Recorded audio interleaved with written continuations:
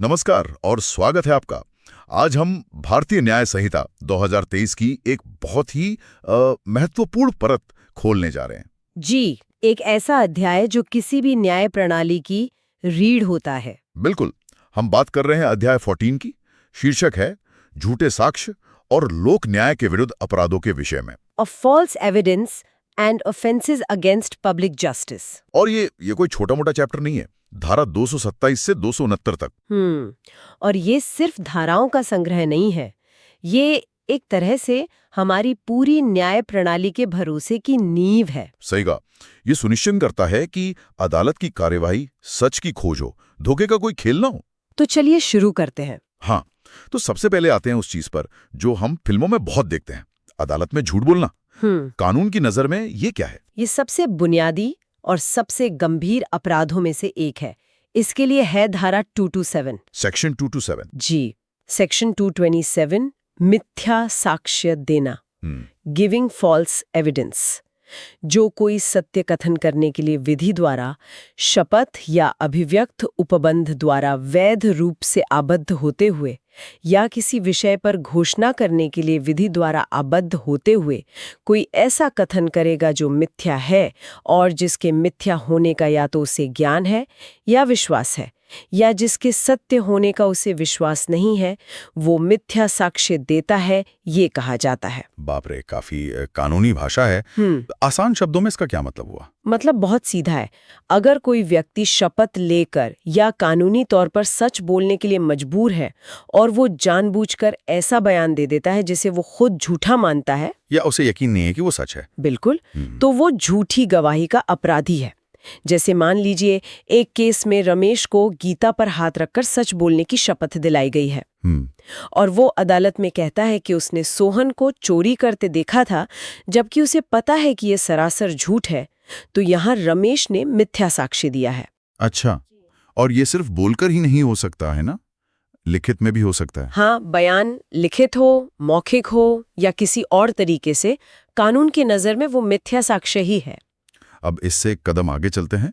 झूठ बोलने से भी ज्यादा खतरनाक हो सकता है झूठे सबूत बनाना। जी, और कानून इन दोनों में फर्क करता है। अगली धारा इसी पर है, सेक्शन 228 मिथ्या साक्ष्य गढ़ना, फैब्रिकेटिंग फॉल्स एविडेंस। पढ़िए जरा। जो कोई इस आशय से कि किसी परिस्थिति या किसी पुस्तक या अभिलेख या इलेक्ट्रॉनिक अभिलेख में किसी मिथ्या प्रविष्टि की रचना या कोई मिथ्या कथन अंतर्विष्ट रखने वाले किसी दस्तावेज या इलेक्ट्रॉनिक अभिलेख की रचना करता है, कि ऐसी परिस्थिति, मिथ्या प्रविष्टि या मिथ्या कथन न्यायिक कार्यवाही में या ऐसी किसी कार्यवाही में जो लोक सेवक के समक्ष विधि द्वारा की जाती है या किसी मध्यस्थ के समक्ष साक्ष्य में दर्शित हो, और यह कि ऐसा साक्ष्य देखकर उस कार्यवाही के परिणाम पर तात्विक किसी बिंदु के विषय में ऐसी कार्यवाही करने वाला लोक सेवक या मध्यस्थ कोई गलत राय बनाए, वह मिथ्या साक्ष्य गढ़ता है, यह कहा जाता है। ये तो और भी जटिल लग रहा है नहीं? इसका मतलब है ऐसी परिस्थितियां बनाना या ऐसे झूठे दस्तावेज तैयार करना जिससे अदालत या किसी अधिकारी को गुमराह किया जा सके। कोई उदाहरण? एक क्लासिक उदाहरण है, मान लीजिए राकेश को मोहन से दुश्मनी है। वो उसे चोरी के झूठे केस में फंसाना चाहता है। वो चुपके से कुछ गहने मोहन के बक्से में रख देता है ताकि जब पुलिस तलाशी ले तो वो मिले और मोहन को दोषी मान लिया जाए। समझ गया। यहाँ राकेश ने झूठ बोला नहीं, बल्कि झूठ को एक हकीकत की तरह गढ़ दिया। एग्जैक्टली, उसने मिथ्या साक्ष्य गढ़ा है। तो इन दोनों अपराधों के लिए सजा क्या है? क्या गढ़ने की सजा ज्यादा है? नहीं, सजा के लिए एक ही धारा है, सेक्शन 229 मिथ्या साक्ष्य के लिए दंड। अच्छा। ये धारा कहती है कि जो कोई जानबूझकर झूठा साक्ष्य देगा या गढ़ेगा, उसके लिए सजा का प्रावधान है, लेकिन इसमें एक ट्विस्ट है। वो क्या? सजा इस बात पर निर्भर करती है कि अपराध कहाँ किया गया है। अगर ये किसी जुडिशियल प्रोसीडिंग यानी न्यायिक कार्यवाही के दौरान हुआ है तो सजा 7 साल तक का कारावास और 10,000 रुपए तक का जुर्माना हो सकता है। और अगर किसी और मामले में, मतलब अदालत के बाहर, तो सजा 3 साल तक का कारावास और 5,000 रुपए तक का जुर्माना है। ये फर्क क्यों? क्योंकि अदालत की कार्यवाही में बोले गए झूठ का असर सीधा किसी की आजादी और अधिकारों पर पड़ता है। कानून इसे न्याय की नींव पर सीधा हमला मानता है, इसीलिए सजा ज्यादा सख्त है। 7 साल भी बहुत होते हैं। लेकिन क्या होता है जब ये झूठ किसी की जान ले या किसी को उम्र कैद करा दे? हाँ, यही पर कानून अपना सबसे कठोर रूप दिखाता है। इसके लिए है धारा 230 और 231। पहले धारा 230 की बात करते हैं। बिल्कुल। सेक्शन 230 मृत्यु से दंडनीय अपराध के लिए दोष सिद्धि कराने के आशय से मिथ्या साक्ष्य देना या गढ़ना, यानी फॉर अ कैपिटल ऑफेंस। जी। इसका सार ये है कि अगर कोई व्यक्ति किसी को ऐसे अपराध में फंसाने के लिए झूठा साक्ष्य देता है जिसकी सजा मौत है, और उस झूठे साक्ष्य के कारण किसी निर्दोष व्यक्ति को दोषी ठहराकर फांसी दे दी जाती है, तो फिर झूठ बोलने वाले को भी वैसी ही सजा मिलेगी? बिल्कुल, उसे भी मृत्युदंड या आजीवन कारावास की सजा हो सकती है। मतलब आंख के बदले आंख जैसा सिद्धांत। देश साफ है, अगर आप न्याय प्रणाली का दुरुपयोग करके किसी की जान लेते हैं तो आपकी अपनी जान भी दांव पर है। और अगर मामला आजीवन कारावास का हो तो? उसके लिए है सेक्शन 231, आजीवन कारावास से दंडनीय अपराध के लिए मिथ्या साक्ष्य देना या गढ़ना। इसमें भी वही सिद्धांत है, जो कोई किसी को ऐसे अपराध के लिए दोषी ठहराने के इरादे से झूठा साक्ष्य देता है जिसकी सजा आजीवन कारावास या 7 साल से अधिक है, तो उसे भी उतनी ही सजा मिलेगी जितनी उस अपराध के लिए है। समझ गया। मतलब आप न्याय प्रणाली को हथियार की तरह इस्तेमाल कर रहे हैं, तो कानून भी आपको उसी अपराधी की तरह देखेगा जैसे आप फंसाना चाहते थे। एकदम सही। लेकिन कई बार गवाह को धमकाया भी तो जाता है, सच बोलने से रोका जाता है। बिल्कुल, और कानून इसे भी एक गंभीर अपराध मानता है। सेक्शन 232 किसी व्यक्ति को मिथ्या साक्ष्य देने के लिए धमकी देना, threatening any person to give false evidence. इसमें क्या प्रावधान है? इसमें साफ है कि किसी व्यक्ति को झूठी गवाही देने के लिए धमकाना या उसे चोट पहुंचाने की धमकी देना एक अपराध है। और सजा? सजा 7 साल तक का कारावास या जुर्माना या दोनों हो सकती है। मतलब न्याय की प्रक्रिया को बाहर से भी प्रभावित करने की कोशिश करना अपराध है। जी, और सिर्फ यही नहीं, धारा 233 से 237 तक उन लोगों के लिए हैं जो जानते बूझते हुए झूठे साक्ष्य, झूठे सर्टिफिकेट या झूठी घोषणा को असली की तरह इस्तेमाल करते हैं। अच्छा, तो सिर्फ बनाना या देना ही नहीं, इस्तेमाल करना भी? हाँ, और इन सभी मामलों में सजा वही होती है जो झूठा साक्ष्य देने या गढ़ने के लिए होती है। ये तो हुई साक्ष्य देने या बनाने की बात। पर क्या होता है जब कोई असली सबूतों को ही गायब कर दे? एक और बहुत महत्वपूर्ण पहलू यहीं पर आती है सेक्शन 238, अपराध के साक्ष्य का विलोपन या अपराधी को बचाने के लिए मिथ्या जानकारी देना। Causing disappearance of evidence of offence. जी, ये धारा उस व्यक्ति पर लागू होती है जो किसी अपराधी को कानूनी सजा से बचाने के इरादे से अपराध के सबूत मिटाता है। जैसे हत्या में इस्तेमाल हुआ चाकू छिपा देना। बिल्कुल। या उसके बारे में झूठी जानकारी देता है। सजा अपराध की गंभीरता पर निर्भर करती है।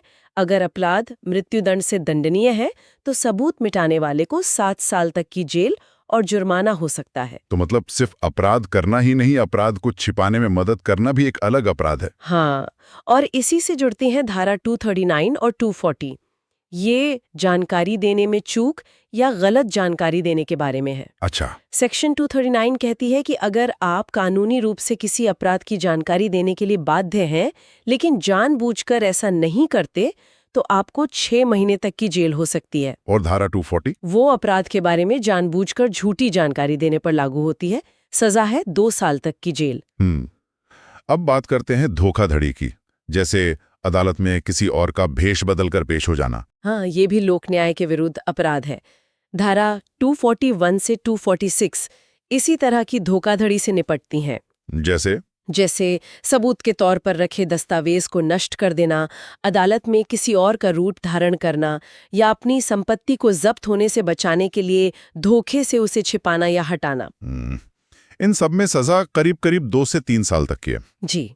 इसी तरह झूठे आरोप लगाना भी तो एक अपराध होगा। बिल्कुल। Section 248 false charge of offence made with intent to injure, किसी को नुकसान पहुंचाने के इरादे से उस पर अपराध का झूठा आरोप लगाना दंडनीय है। और अपराधी को पनाह देना, उसे छिपाना, उसके लिए है सेक्शन 249 अपराधी को संशय देना, हार्बरिंग ऑफेंडर।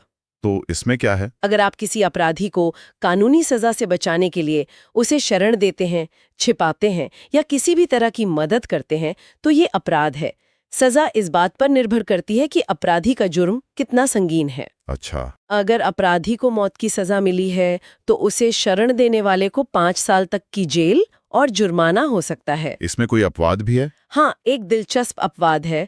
ये कानून अपराधी के पति या पत्नी पर लागू नहीं होता। समझ गया। ये तो हुई आम नागरिकों की बात। लेकिन उन लोगों का क्या जिनकी जिम्मेदारी ही न्याय की रक्षा करना है, मतलब लोक सेवक या पब्लिक सर्वेंट्स? बहुत जरूरी सवाल है। कानून उनसे और भी ज्यादा ऊंचे मापदंड की उम्मीद करता है। सेक्शन 255 से 261 इसी बारे में है। तो ये पब्लिक सर्वेंट्स द्वारा न्याय के विरुद्ध अपराधों से संबंधित हैं। जी, इसमें वो लोग सेवक आते हैं जो अपने पद का दुरुपयोग करके न्याय में बाधा डालते हैं, जैसे किसी व्यक्ति को सजा से बचाने के लिए जानबूझकर कानून की अवज्ञा करना, धारा 255, या कोई गलत रिकॉर्ड या रिपोर्ट बनाना, धारा 256। या मान लीजिए कोई पुलिस अधिकारी लापरवाही करे और कोई कैदी भाग जाए। हाँ, वो section 261 public servant negligently suffering person to escape के तहत आएगा।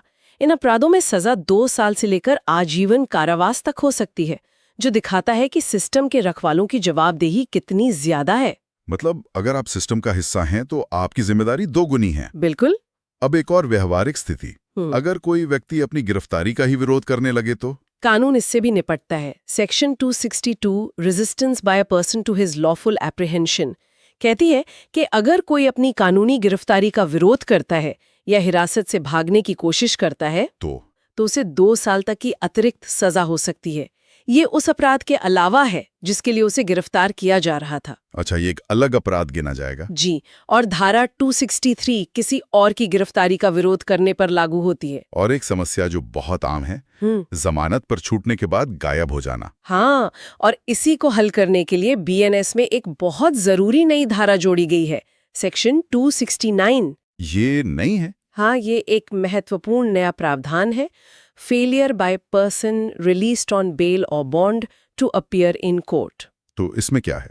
ये कहती है कि अगर किसी को जमानत या बॉन्ड पर इस शर्त पर छोड़ा गया है कि वो बुलाए जाने पर अदालत में पेश होगा और वो बिना किसी जायज वजह के पेश नहीं होता, तो ये अपने आप में एक अलग अपराध माना जाएगा। बिल्कुल, और इसके लिए 1 साल तक की जेल या जुर्माना या दोनों हो सकते हैं।